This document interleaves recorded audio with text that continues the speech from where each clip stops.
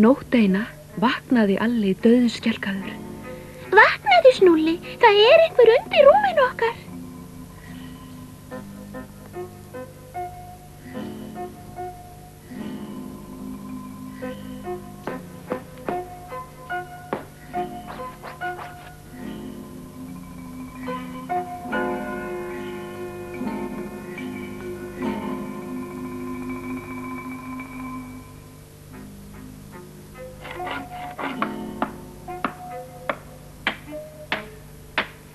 Þeir leituðu í krókum og kimum en árangurslaust. Þetta hefur bara verið draumur,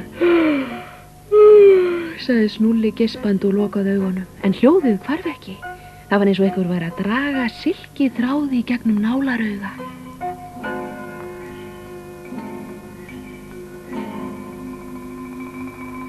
Þeim kom ekki blundur á brá alla nóttina.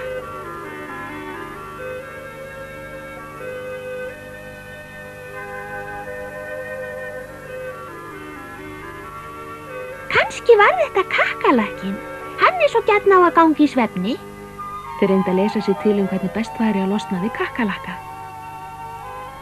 Kakkalökkum má útrýma með bjór. Hvar fáum við bjór?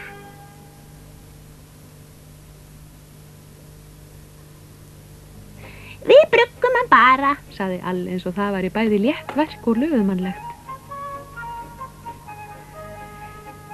Þeir brugguðu svo mikið magnað bjór að hann hefði nægt heilli herdeild af kakkalökkum.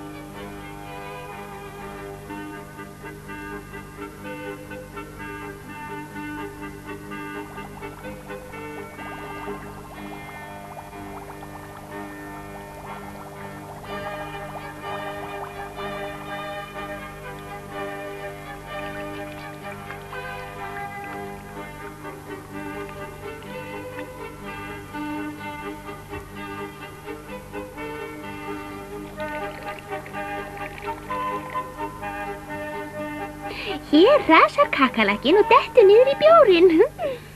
Varaðu, hann gæti drukknað, sagði Snúlli.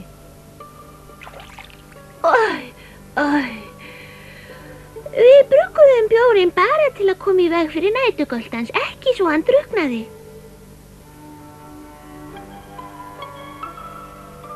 Þeir háttuðu en lágu andvak af ótta við að kakkalakkinn drukknaði.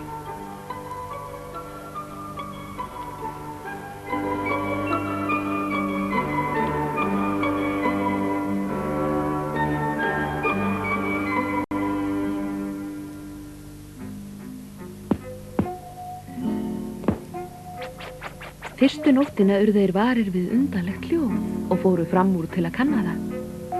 Næstu nótt lágu þeir kyrrir og þriðju nóttina steinsváfu þeir.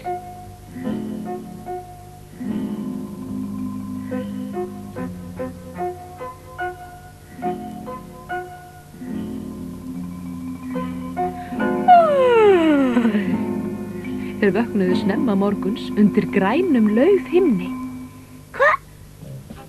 Hvað er að gerast? Snúlli, hvaðan kemur allt þetta illgresi? Spurði Alli gramur. Upp á gólfinu, svaraði Snúlli. Og við vorum nógu vitlausir til að fara á kakkalakaveiðar.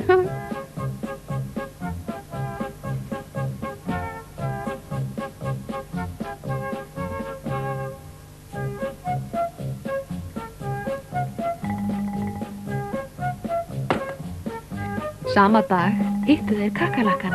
Sæll, má ekki bjóða þér bjór? Hvað margar tönnur? Spurði kakkalakkin og sleikti út um. Allt sem við eigum.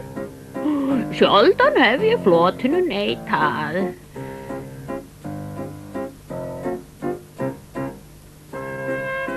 Kakkalakkinn tók stóran gúlsopa, en það hefði hann betur látið ógert. Ó, hjálpi mér, bjórinn þó ekki eitraður.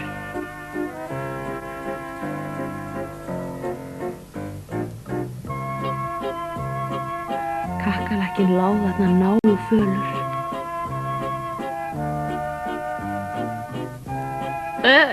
Hvers vegna settu þið þetta ekki í bjórinn? Spurði hann þegar hann komst aftur til meðvitundar. Hvað heldur að við viljum eitra fyrir þeim illgresi? Kakkalakkinn sagði þeim að komið þeirra væri fullur af úrvalshumli sem mjög góður til að brugga bjór úr, og þeir tíndu hann saman glaðir í bragði.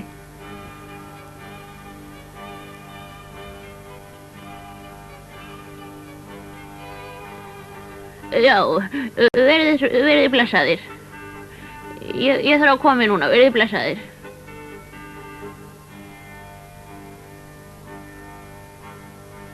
Svo veifuðu þeir til kakkalakkans í kveðjuskyni.